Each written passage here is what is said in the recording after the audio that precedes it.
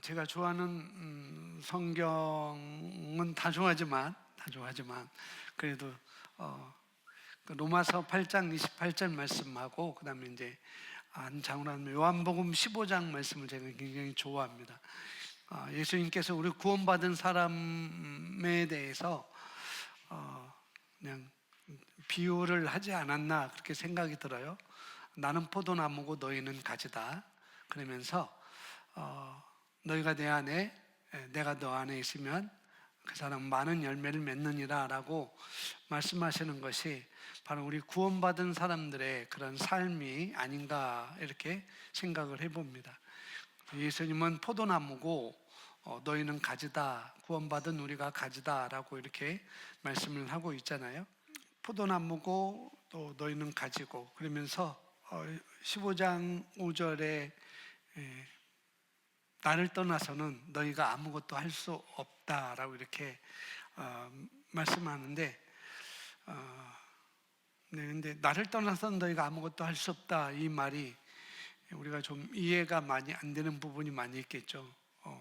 지금 사람들 보면은 주님을 떠나 있는 사람들도 많이 있는데 그 사람들 보면은 또 뭐 하는 것도 많이 있는 것 같고, 또 예수님을 믿어도 구원받아서도 거듭났어도 하나님의 예수님을 떠나서 사는 사람들, 말씀을 떠나서 사는 사람들 보면은 또 그렇지 않은 것을 이렇게 볼 수가 있고, 그래서 어떻게 보면은 요한복음 15장 5절 말씀은 앞부분은 우리가 그래도 이해를 할 수 있을 것 같았는데 뒷부분은 도대체 이게 무슨 말인가, 나를 떠나서는 너희가 아무것도 할 수 없다라고 이렇게 말씀하는데, 이 말씀에 대해서 우리가 좀 많이 생각을 해봐야 되지 않을까, 저도 그렇고 그 생각이 됩니다. 과연 예수님을 떠나서는 너희가 아무것도 할 수 없다라는 이 말이 더 어떤 의미로 이렇게 말씀하셨는지, 물론 6절, 7절, 8절 그냥 쭉 뒤에 보면은 우리가 이해를 할 수 있겠지만은 우리가 그냥 자연적으로 생각하면은 아니 그렇지 않은 사람들도 하고 싶은 거 다 하고 또 하면서 또 잘 되고 또 잘 살고 잘 먹고 그러는데 도대체 이게 무슨 말인가 그런 생각을 할 수가 있겠죠. 그럼 뭐 그냥 제가 오늘 생각해 본 거고요. 요점은 나는 포도나무요 너희는 가지라. 그가 내 안에 내가 그 안에 거하면 사람이 많은 열매를 많이 맺는다라고 이렇게 이 부분에 대해서 말씀을 보는데, 그래서 우리는 열매 맺기 위해서 택함을 받고 세움을 받았다는 것, 이 말씀을 통해서 우리가 볼 수가 있습니다. 예수님은 자신이 포도나무고 포도나무라고 했고 우리를, 저와 여러분을 가지라 이렇게 얘기를 했죠. 그래서 우리가 주님 안에 있고 주님이 우리 안에 있게 되면 열매를 당연히 많이 맺게 된다. 열매를 맺는 것은, 그것도 많이 맺는 것은 당연한 것이고, 그리고 열매 없는 삶은 바로 가지가 잘 붙어 있지 않기 때문에 열매가 없는 것이다 라고 이렇게 말씀을 하고 계십니다. 그래서 포도나무를 떠나서는 아무것도 할 수 없습니다. 그렇게 말씀하고 있죠. 우리는 그리스도 안에 있지만, 우리는 거듭나고 하나님 안에 있고 그리스도 안에 있지만, 즉 그 안에 접붙임을 받았지만, 그러나 그와 독립적으로 우리가 산다면은 행하려 하면은 열매를 맺지 못할 것이다. 이 부분을 통해서 너희가 나를 떠나서는 아무것도 할 수 없다라는 그 말을 예수님은 포도나무가 가지가 그 포도나무의 접붙임을 받지 않으면은 결국은 그 가지에서는 아무런 열매가 없는 것들을 이렇게 비유적 우리가 잘 알게 이렇게 설명을 해주셨죠. 그래서 우리가 포도나무와 관계없이 그리스도 안에 있지만 계속 그 안에 접붙임을 받았지만, 그럼에도 불구하고 내가 독립적으로 내가 살아간다면, 그렇다고 한다면은 열매를 맺지 못할 것이다, 그 말씀을 하고 계신 거죠. 그러니까 우리는 열매를 맺을 수가 없습니다. 그리스도 안에 있지만, 내가 구원이라는 그 안에 있지만, 하나님 보호 아래 그 안에 있지만 그래도 나는 독립적으로, 나 혼자 독립적으로 내가 내 생각으로, 내 육신의 생각으로 내가 하고 싶은 건 다 한다면은, 그러면은 우리는 열매를 맺을 수 없다고 이렇게 말씀을 하고 있습니다. 그래서 요한복음 15장은 어떻게 보면 저는 참 좋아하면서도 또 그랬죠. 누가복음 15장도 탕자의 비유도 참 좋아하고 다 그러는데, 이 요한복음 15장을 우리가 보면서 오늘 이 1절부터 쭉 이렇게 보야 되는데, 오늘 16절, 17절 말씀하고 몇 구절만 이렇게 보겠는데요. 우리의 생명과 힘이 어디서 나오는지. 그러니까 나는 포도나무요 너희는 가지다. 그가 내 안에, 내가 그 안에 있으면은 열매를 많이 맺는 것은 마땅하다라고 이렇게 말씀을 하고 있는데, 그래서 우리의 생명과 힘이 어디서 나오는지를 말씀을 해주고 있고, 또 우리가 왜 여기 있는지, 또 어떻게 열매를 맺는지를 요한복음 15장에서 말씀을 해주고 있어요. 그리고 우리 각자 사역의 목표를 또 우리 마음에 심어주기도 합니다. 우리의 삶에 있어서 목표를 어떻게 두고 가야 될지 그걸 또 우리 마음에 심어주는 말씀이 요한복음 15장 말씀이라고 이렇게 볼 수가 있습니다. 그래서 나는 포도나무요 너희는 가지다 라고 말씀할 때 바로 예수님은 저와 여러분의 생명이라는 것이죠. 그래서 그분을 떠나서는 아무것도 할 수 없습니다. 그러니까 생명을, 예수님이 우리의 생명인데, 그런데 그 예수님을 떠나서는 우리가 아무것도 할 수 없다는 것, 이렇게 보면은 더 쉽게 우리가 접근할 수 있습니다. 그런데 요한복음 15장 16절에 제가 다른 번역본을 써놨는데요.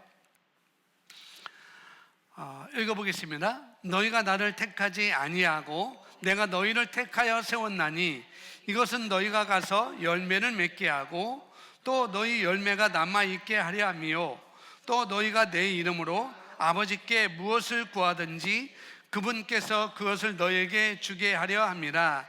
내가 이것들을 너희에게 명령하는 것은 너희가 서로 사랑하게 하려 함이니라. 아멘. 포도나무와 가지에 대한 비유를 하면서 17장에서는 뜬금없이 사랑에 대해서 또 이렇게 얘기를 하고 있어요. 그러니까 많은 사람이 이미 부르심을 받아 세워졌다는 사실을 많이 알고 있지 않다는 거죠. 그런데 요한복음 15장 16절에 너희가 나를 택하지 아니하고 시작하죠. 너희가 나를 택한 게 아니야. 그러면서 내가 너희를 택했을 뿐만 아니라 또 세웠다라고 말씀하고 있어요.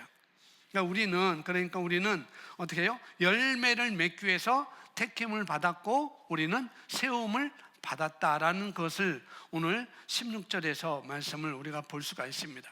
그래서 하나님의 자신을 택하시거나 어떤 사역에 임명해 주시기를 기다리고 어떤 사람들이 있다는 거죠. 많은 사람이 이것을 모른다. 이미 하나님께서 우리를 택하시고 우리를 부르시고 우리를 세웠다는 것, 많은 열매를 맺을 수 있도록 그런 사역할 수 있는, 사역이 꼭 목회자 그런 사역뿐만 아니라 우리가 하는 일이 다 사역이잖아요. 그 사역을 해서 그 사역을 통해서 부름을 받았고 또 택하심을 우리가 입었고 또 세움을 입었다는 사실을 잘 알지 못한다는 거죠. 그래서 어떤 사람들은 이걸 잘 알지 못하기 때문에 하나님의 자신을 택해 주기를, 하나님 나를 택해 주세요. 그래서 자신을 택하시거나 어떤 사역에 임명해 주기를 어떻게 기다리고 있는 사람들이 있다는 거죠.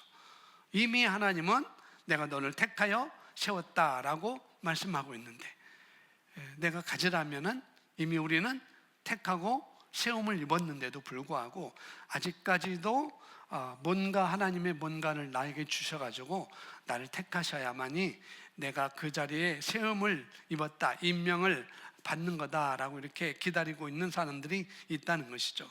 근데 우리는 하나님께 부름을 받아 그분의 자녀가 되었습니다.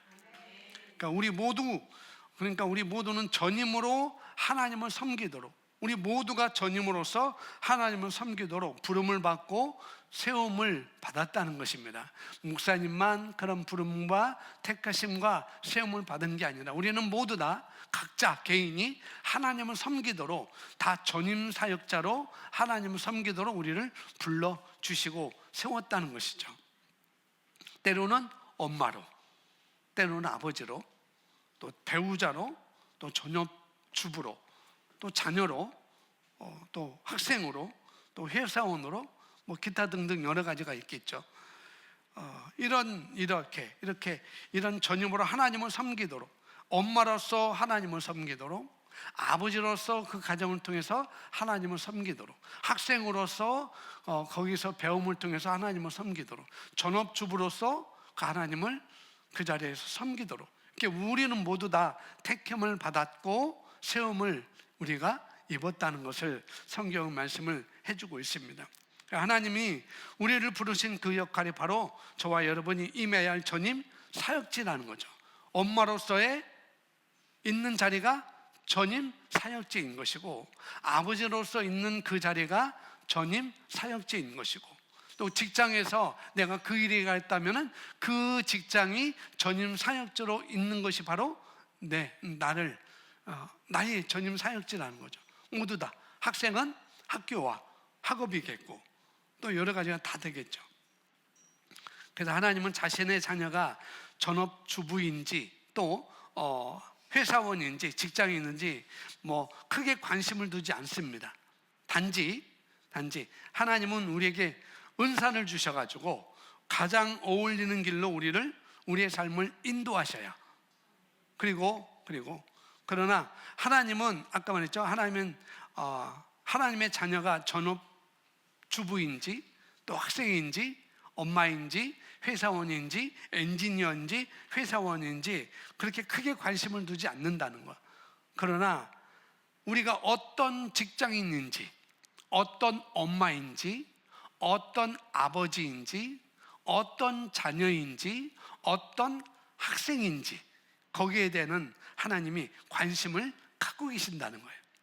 그냥 전업주부, 그게 아니고 어떤 전업주부인지, 자녀, 그냥 자녀가 아니고 어떤 자녀인지, 엄마인데 어떤 엄마인지, 아버지인데 어떤 아버지인지 거기에 관심을 갖고 계시다는 거예요. 그러니까 하나님을 섬기기 위해 꼭 성직자가 되어야만 하는 것은 아니라는 거죠. 물론 그런 자리로 부르심을 받은 사람도 저같이 있지만, 그러나 우리가 하나님이 원하신 사람이 되는 것을 방해할 수 있는 사람은 누군가? 우리 자신뿐이라는 거예요. 내가 어떤 하나님을 믿는 한 가정의 어떤 엄마인지, 내가 아버지를 섬기고 있는, 하나님 아버지를 섬기고 있는 한 가정의 아버지로서 어떤 아버지인지, 근데 이렇게 하나님이 원하시는 사람, 어떤 아버지이지, 어떤 엄마이지, 어떤 직장인이지, 어떤 자녀이지, 하나님이 원하시는 사람이 되는 것을 방해할 수 있는 사람은 오로지 나 자신뿐이라는 거죠. 나는 엄마로서의 전임 사역지가 엄마이구나. 아버지가 하나님께 나에게 맡기신 전임 사역지이구나. 이 직장이 내가 직원으로서, 또 리더로서, 팀장으로서, 또 이끄는 많은 사람을 케어하는 사람으로서 내가 그 자리에 있는 것이 하나님께서 원하시는 전임 사역지라는 거죠. 그래서 그런 하나님이 원하시는 사람이 되는 것을 방해하는 것은 다른 것이 아니라 우리 자신뿐이라는 것입니다. 근데 하나님은 무엇을 원하시는가? 하나님은 무엇을 요구하시는가? 우리는 왜 이 땅에 그 직장에 있는 걸까요? 우리는 왜 그 가정에 있는 걸까요? 우리는 왜 그 가정에 아버지로 세웠을까요? 우리는 왜 그 가정에 엄마로 세웠을까요? 나는 왜 그 가정에 자녀로 세웠을까? 그러니까요, 그것은 다른 것이 하나님을 영화롭게 하기 위해서입니다. 어디를 가든지 우리가 그것이 우리의 전임 사역지라면은 왜 그곳에서 아버지 하나님이 요구하시는 것이 뭔가? 그 자리에서 하나님 아버지를 영화롭게 하는 것, 그것이 바로 하나님께서 원하시는 것이죠. 그렇다면 어떻게 그분을 영화롭게 할 수 있는가? 그것도 우리가 생각해 봐야 되잖아요. 우리가 그 자리에서 하나님을 영화롭게 하는 건데, 아버지로서, 엄마로서, 자녀로서, 학생으로서, 엔지니어로서, 팀장으로서, 어떤 팀의 직원으로서 그 자리에서 어떻게 하나님을 영화롭게 하는 건지, 어떻게 영화롭게 할 수 있는지, 그것은 요한복음 15장 8절에서 분명히 우리에게 가르쳐주고 있습니다. 함께 읽어볼까요?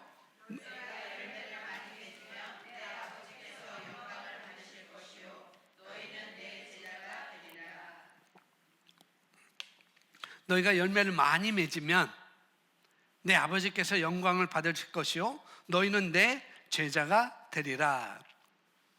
자, 이 말씀 보고 어떤 사람은 요한복음 15장이 우리에게 열매를 맺는 것을 요구하는 말씀으로 이렇게 오해를 합니다.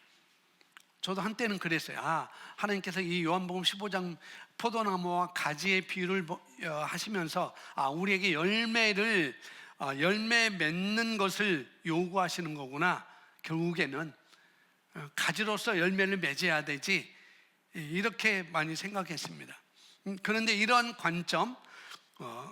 관점만 가지고 있는 그 사람에게는 뭐냐면은 죄책감을 가져다 줘요. 왜 그럴까요? 열매를 못 맺으니까. 열매 맺는 것을 하나님은 원하시는데, 나는 가지인데 내가 열매를 못 맺네. 그렇게 하면 우리가 죄책감을 갖고 살 수밖에 없다는 거죠. 그러니까 우리의 사역을 그래서 그런 죄책감을 가지고 그런 관점으로 바라볼 때 우리의 전임 사역지의 방향이 잘못될 수 있다는 거죠. 아버지로서의 방향이 잘못될 수 있고, 엄마로서의 방향이 잘못될 수 있고, 자녀로서, 학생으로서, 엔지니어로서, 팀장으로서의 어떤 방향이 잘못된 방향으로 이끌 수가 있다는 거죠. 열매 맺어야 돼. 열매 맺어야 돼. 열매 맺어야 돼. 근데 요한복음 15장은 사실 그리스도 안에 거하는 것을 말하고 있습니다. 열매 맺는 것을 말하는 것보다도 뭐예요? 그리스도 안에 거하는 것을 말씀하고 있어요. 우리에게 하나님이 요구하는 것은 열매 맺는 것이 아니라는 거죠. 하나님께서 우리에게 요구하는 것은 그리스도 안에 거하는 것입니다. 너희가 내 안에, 내가 너 안에 거하는 것, 너희가 가지로서 포도나무에 거하는 것, 접붙임을 받는 것, 그걸 말하고 있죠. 자, 그리스도 안에 거하는 결과가 바로 열매라는 거죠. 열매. 그것이 또 제자도의 증거인 거예요. 그리스도 안에 거하는 것이 바로 그 결과가 뭐예요? 열매로 나타나는 것이고, 거하면 열매를 맺다는 것이고, 포도나무에 가지가 붙어 있으면 열매는 맺는 것이고, 그러니까 열매 맺는 것에 초점을 두는 게 아니라 이 가지는 나무에 붙어 있는 것. 그러니까 하나님께서 우리에게 요구하는 것은 바로 그거라는 거죠. 내가 내 안에 있어. 내가 내 말씀 안에 있어. 너 말씀을 붙들어야 되지.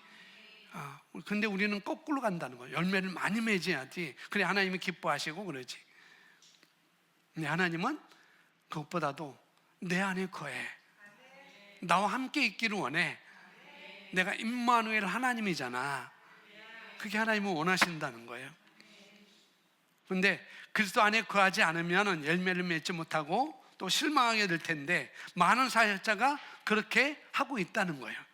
그렇게 대부분 연말이 되면, 저도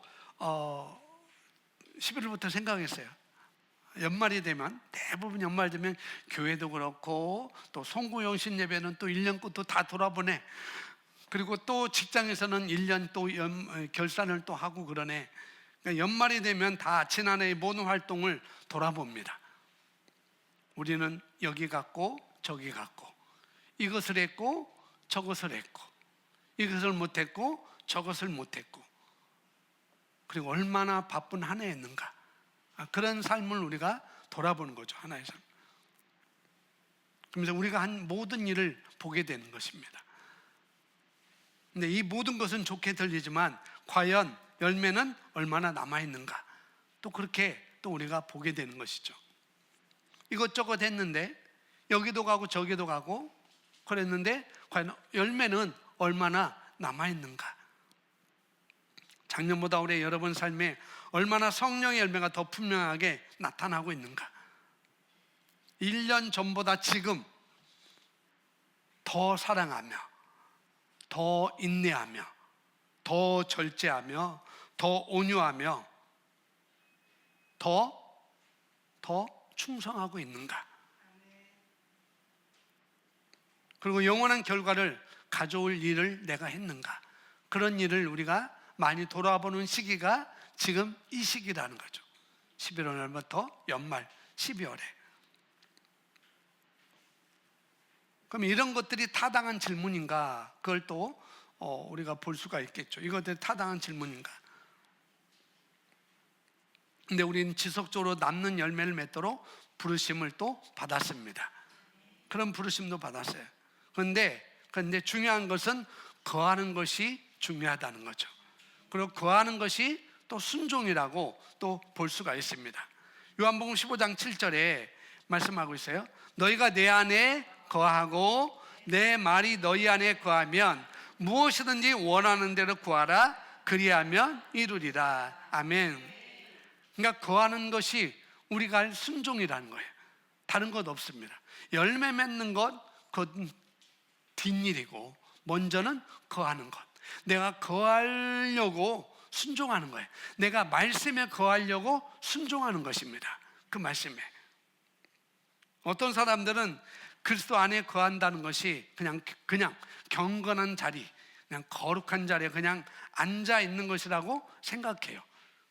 금식기도 많이 하고 40일 금식기도 하고 매주 목요일 날은 기도원 가서 하루 종일 기도하고 그런 것이 그냥 그 안에 거한다라고 생각하면서 그렇게 행동하는 사람들이 없지 않아 있다는 거예요.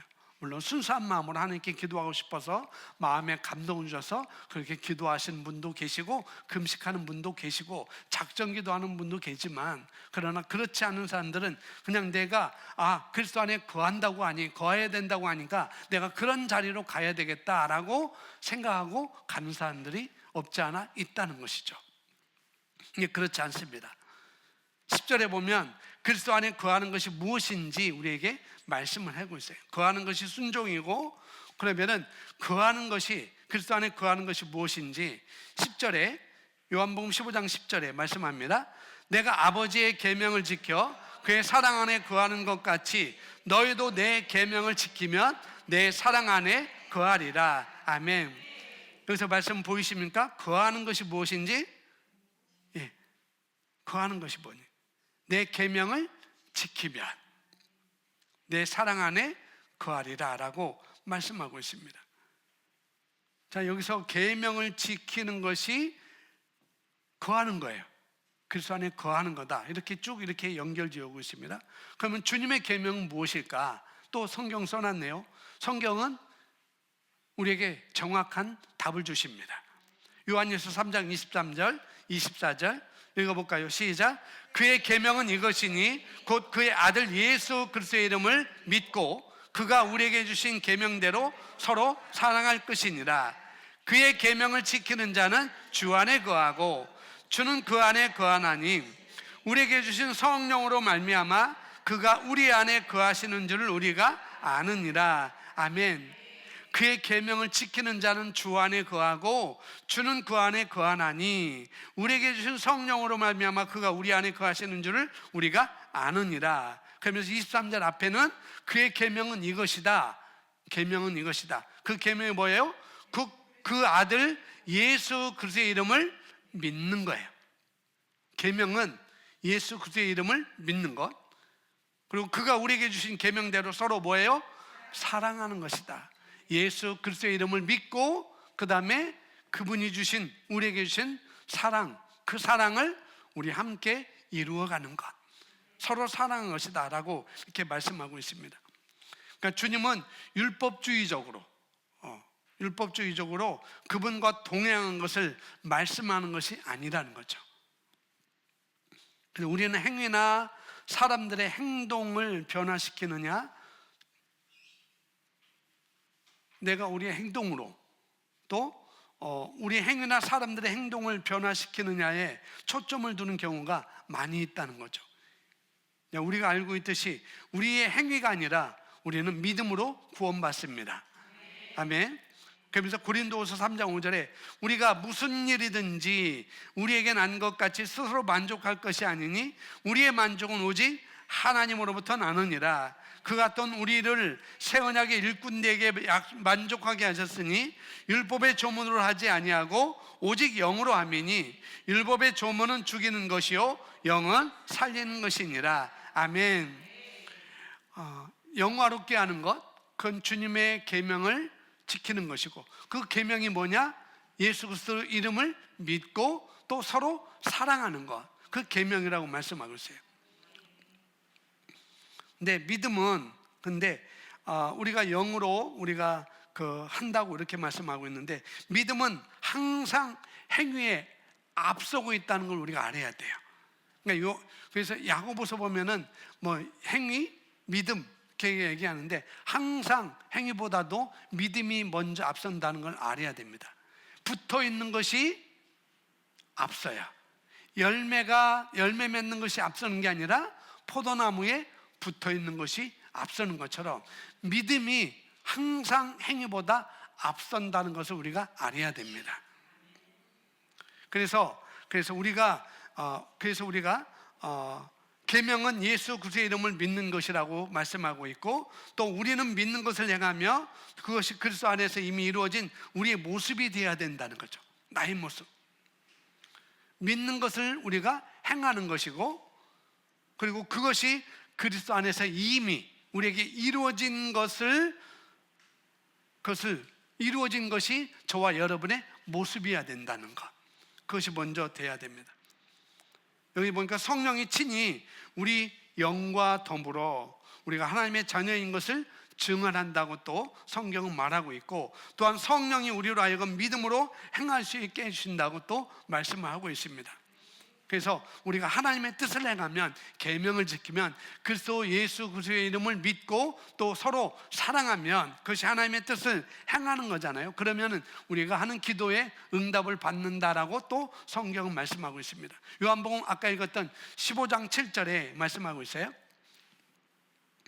자, 너희가 내 안에 거하고 내 말이 너희 안에 거하면, 그러면서 무엇이든지 원하는 대로 구하라, 그리하면 이루리라. 하나님의 뜻을 행하면 기도를 우리가 응답받는다는 것. 예수 그리스도 안에 거하는 또 다른 동기는 기도의 응답에 대한 소망이 있기 때문에 우리가 그리스도 안에 거하는 것입니다. 16절에도 너희가 나를 택한 것이 아니요 내가 너희를 택하여 세웠나니 이는 너희로 가서 열매를 맺게 하고 또 너희 열매가 항상 있게 하여 내 이름으로 아버지께 무엇을 구하든지 다 받게 하려 함이라 라고 말씀하고 있습니다. 그래서 우리가 순종하는 삶은 능력 있는 기도를 낳게 되는 것이고, 또 그 기도는 응답을 받게 된다는 것. 왜 그런가? 우리가 부모잖아요. 그죠? 여러분이 부모잖아요. 대부분 부모라면 내 자녀가 불순종하는데 자녀의 요구를 모두 다 들어주시나요? 불순종하는데 안 그렇잖아요. 사랑하지만 불순종하는 자녀의 요구를 다 들어주잖아요. 지금 우리 애들도 컸는데 그 애들도 불순종하지 않지만 그러나 뭔가 어긋나면 들어주지 않습니다. 어렸을 때는 더더구나 그랬고 커서도 그래요. 다 똑같을 거예요. 그러니까 반항하고 원하는 것을 들어주고 싶겠어요? 얘가 반항하는데 그렇지 않을 거예요. 근데 하나님도 하나님의 성품은 사랑이라고 하지만은 그러나 하나님도 마찬가지일 거라는 거죠. 사랑하지만 반항하는데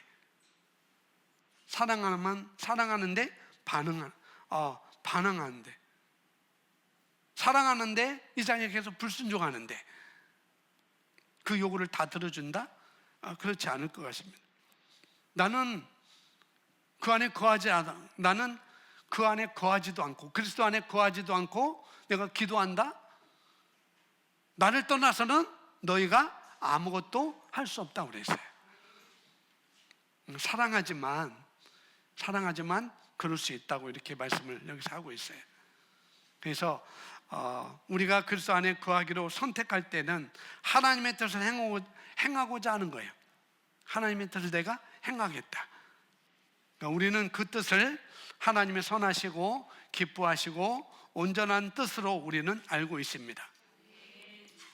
그래서 시편 37편 4절에 시편 기자는 우리에게 이렇게 말씀합니다. 함께 읽어볼까요? 또 여호와를 기뻐하라. 그가 내 마음의 소원을 내게 이루어 주리로다. 우리가 내 마음의 소원을 이루어 주는데 그냥이 아니라는 거예요. 전제가 있어요. 뭐예요? 여호와를 기뻐하는 거예요. 요한복음식으로 말하면 요한복음 15장식으로 하면은 내가 그리스도 안에 거하는 것, 계명을 지키는 것, 예수 그리스도의 이름을 믿는 것이고 그리고 서로 사랑하는 것. 그러면은 내 마음의 소원을 내게 이루어 주리라 라고 말씀하고 있어요. 그냥이 아니라는 거죠. 먼저 우리는 여호와를 기뻐할 수 있어야 됩니다. 그 안에 거해야 된다는 거죠.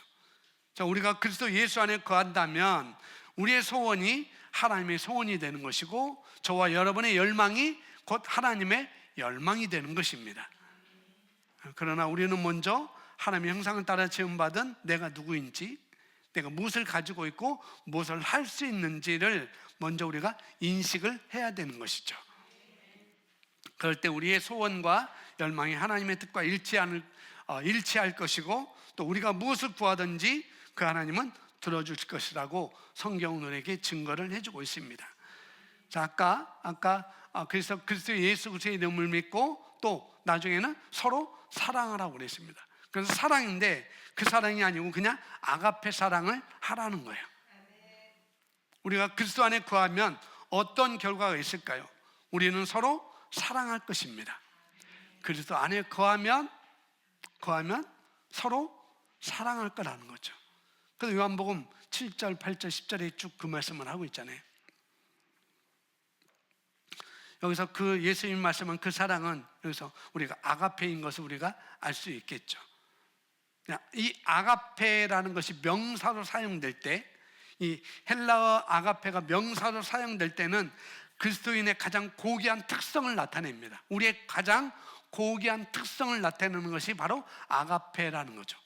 명사로 나타날 때. 그래서 하나님은 사랑이시라 명사로 나타나는 거예요.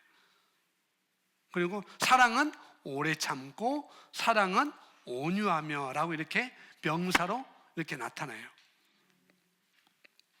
그런데 디모데전서 1장 5절에 보면 이렇게 나오고 있습니다. 함께 읽어보겠습니다. 이 교훈의 목적은 정결한 마음과 선한 양심과 거짓 없는 믿음에서 나오는 사랑이거늘. 자, 성경은 지식은 교만하게 하며 사랑은 덕을 세운다라고 말씀하고 있죠. 그리고 너희가 서로 사랑함으로써 모든 사람이 너희가 내 제자인 줄 알리라라고 또 성경은 우리에게 말씀하고 계십니다. 그러니까 사랑은 이 아가페 사랑은 사랑의 대상에 의존하지 않는다는 거죠. 사랑의 대상에 의존하지 않아요. 하나님이 저와 여러분을 사랑하는 이유, 우리가 사랑스러워서가 아니라는 거죠. 그죠? 물론 지금 사랑스러워하지만은, 그러나 하나님이 우리를 사랑하신 이유는 우리가 사랑스러워서가 아니라 사랑하는 것이 하나님의 본성이기 때문에 그렇다는 거죠. 본성이니까 사랑스럽지 않아도 사랑하는 거예요. 하나님은 그 사랑을 갖고 있으니까. 다른 이유가 있다면 그것은 조건적인 사랑일 것입니다. 하나님 우리를 사랑하는 것, 이 아가페 말고 다른 것이 있다면 그건 조건적인 사랑일 수가 있다는 거죠. 그러니 어떤 사람이 다른 사람을 사랑할 수 없다고 말할 때, 나는 그 사람을 사랑할 수 없어, 나는 그 사람을 사랑 없어 라고 말할 때 사실 그는 자신의 성품에 대한 것을 드러내고 있는 거예요. 하나님의 성품이 아니라 자기 자신의 성품을 드러내고 있는 것이에요. 하나님의 성품은 사랑입니다. 조건적이 아니에요. 명사로서 그냥 아가페예요. 뭔가 갖추어서 사랑하는 게 아니라는 거죠.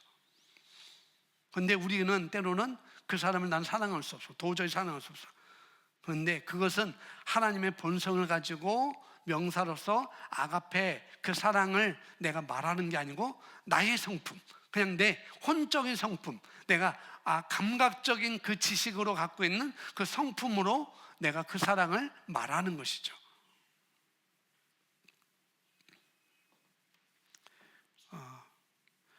글쎄, 성품을 나타내는 것이 아닐 때 사랑은 또 동사로 사용되기도 한다는 거예요. 동사로. 그러니까 첫 번째는 아가페가 명사로 사용될 때는 본성을 나타낸다고 그랬어요. 그 사랑이 우리에게 왔고 우리도 그 사랑이 명사로서 우리에게 있습니다. 우리도 아가페 사랑을 가지고 있습니다. 근데 이 본성이, 이 그리스도의 사랑의 본성이 뭐예요? 나타나는 것이 될 때, 나타나는 것이 아닐 때 그것은 뭐예요? 동사로 사용된다는 거죠. 그냥 하나님은 사랑이시다 이것이 아니고 그냥 다를 때는 그 사랑은 동사로 사용된다. 그래서 그때 아가페는 행동을 나타내는 단어가 돼요. 첫 번째는 명사는 본성을 나타내는 단어가 되지만, 그러나 아가페는 동사로 사용될 때는 뭐예요? 행동을 나타내는 단어가 바로 아가페라는 거죠. 그러니까 아가페는 본성 자체도 있는 것이고 그 아가페는 또 뒤에는 뭐예요? 행동이 또 나타나게 된다는 것을 말씀을 여기서 하고 있습니다. 우리가 어떤 다른 사람을 사랑한다면 나를 위해서 내가 취할 어떤 행동을 나타내는 거라는 거, 그거라는 거죠.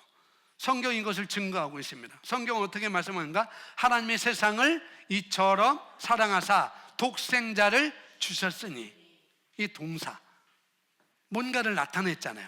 하나님이 우리를 사랑하셨는데 그 명사로서 아가페, 그런데 이 아가페가 동사로 표현되니까 뭐예요? 독생자를 주시는 것으로, 행위로 우리에게 나타나셨습니다. 이 말씀은 우리 삶에 적용하는 것이 다음 성경 구절에서 말씀을 하고 있어요. 요한 1서 3장 16절에 17절에 말씀을 하고 있습니다. 시작. 그가 우리를 위하여 목숨을 버리셨으니,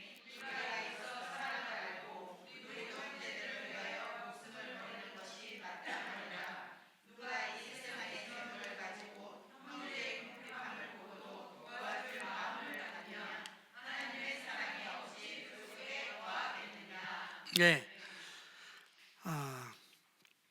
이 사랑이 동사로 표현될 때 행위가 나타난다고 그랬잖아요. 그래서 독생자를 주셨다는 것, 그것을 우리 삶에 적용하는 것, 그가 우리를 위하여 목숨을 버리셨으니, 행동하신 거잖아요. 행위를 나타내신 거잖아요. 그 사랑을 행동으로서, 자기 몸으로서 보여주신 거예요.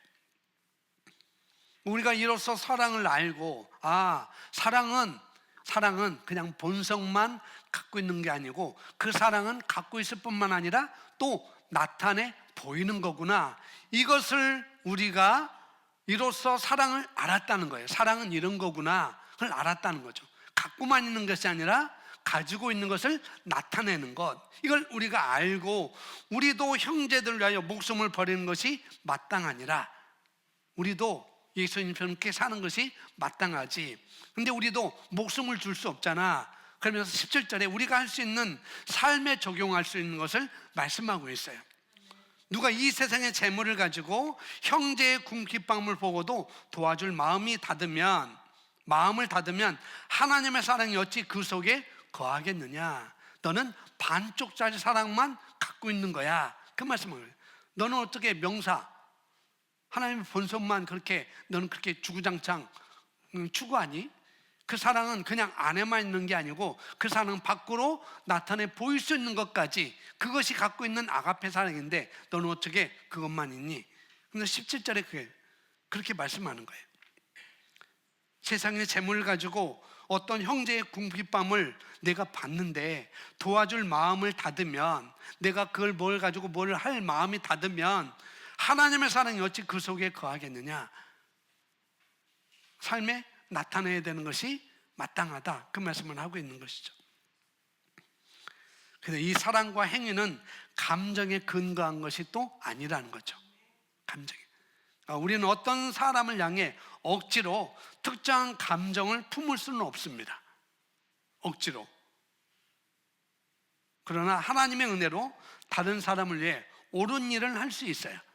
그 사랑에 대한 억지로 사랑의 마음은 품을 수는 없어요. 그런 감정은 우리가 할 수 없어요. 그러나 옳은 일은 할 수 있다는 거죠.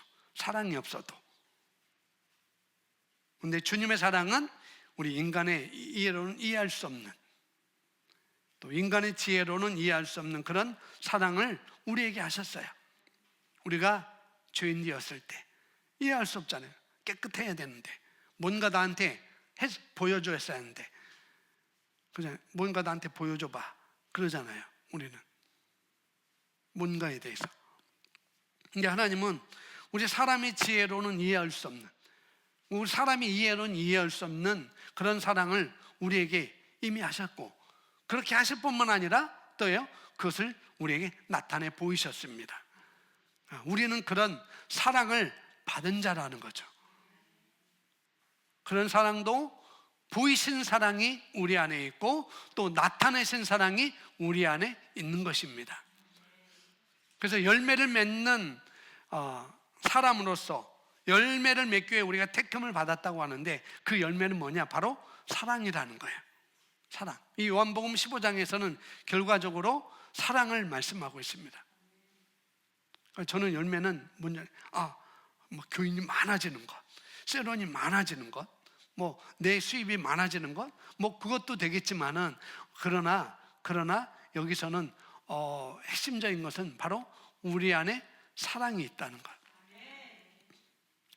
그 사랑은 그래서 고린도전서, 사랑은 오래 참고, 사랑은 온유하고, 사랑은 인내하고, 사랑은 충성하고, 사랑은 선하고, 또 사랑은 절제하고, 이런 것들이 우리 삶 속에 열매로 나타난다는 거죠. 성령의 열매지만 사랑의 열매가 또 이렇게 우리에게 나타난다는 거죠. 그래서 우리가 그리스도 안에 거하면 사랑스럽지 않은 사람도 사랑할 수 있고, 거하면이에요. 떠나면 할 수 없어요. 붙어 있으면 사랑할 수 있어요. 근데 떠나면 사랑할 수 없어요. 저도 그렇고. 저라고 대수일까요? 아니에요. 똑같이 말씀은 우리 모두에게 똑같이 적용됩니다. 똑같이.